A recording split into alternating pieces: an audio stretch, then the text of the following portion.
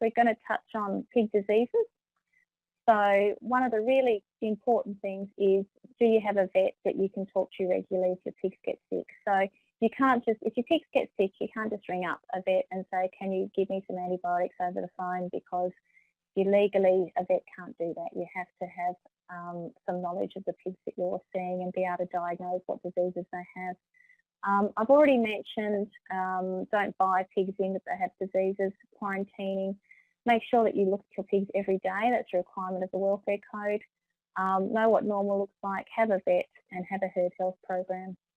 The significant diseases that you really don't want, swine dysentery is probably the major one, causes a mucohemorrhagic diarrhea, and pneumonias. So there's some major pneumonias. Mycoplasma high pneumonia is the one that will blow the 3 kilometres. Other ones like Pasteurella and pleuropneumonia. This pig was actually dying of pleuropneumonia with the open mouth breathing. But again, the key is not buying pigs that have these diseases subclinically. Some of the other things you might think about, external parasites, so mange and lice are quite common, particularly in outdoor pigs, and they will cause significant carcass damage with the dermatitis that the pigs get in response to the biting, which might result in having your pig scum. So, and then you think about worms, and these are roundworms or ascid worms in the small intestine of the pig. The larvae in those worms move through the liver and cause damage. So important that you don't buy these diseases in, that you talk to your vet about vaccination programs, worming, and what sort of routine medications that you need. I've put up here just an example vaccination program. So the main diseases that you want to vaccinate your breeding stock against are leptospirosis, erysipelas and parvovirus, because they can cause reproductive failure. And for your parasites, I guess the main thing is know what you've got. Make sure that you are cleaning up your feces in your yards, that you're rotating your pigs around. You can do things like fecal egg counts, like you do for your sheep, to monitor that what worms you have and how much is there. Whatever you use, make sure that it's registered for use in food producing animals to try and control whatever you've got. And certainly, in terms of health concerns, always consult your veterinarian. The person who sold you the pigs can be helpful too. I mean, they might be your first port of call, and then you've got these other agencies that you can talk to that would be able to help. I've just put this little slide up just so that you're aware. I do have a little Facebook site. I'm not very good at looking at it regularly, but there's a little bit of information up there that you might find interesting.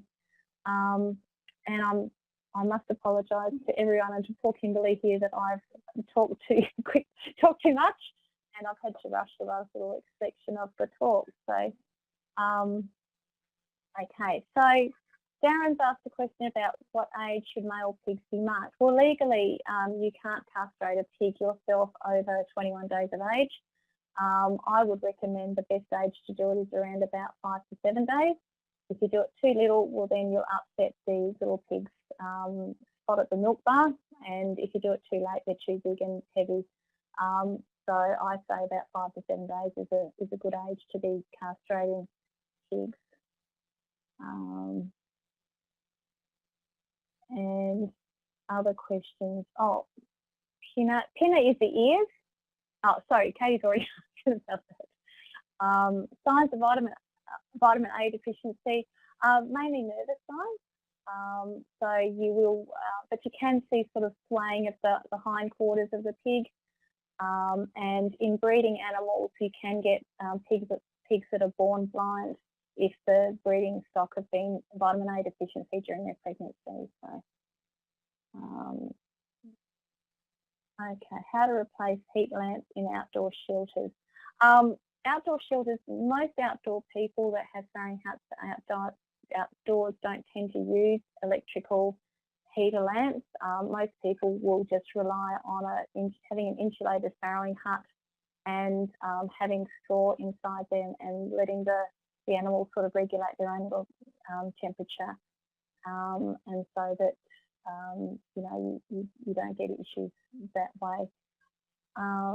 And Janine's asking, can you confirm that small farms need a planning permit or streamlined permit, even if they've been operating without them for a number of years?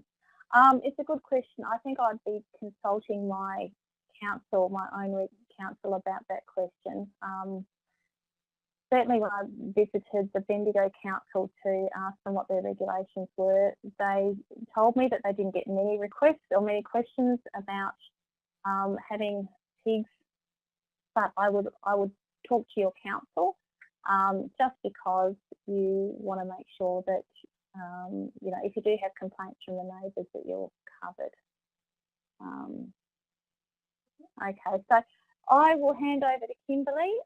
Thank you again, everyone, for listening, and I hope you've gotten something out of tonight's talk.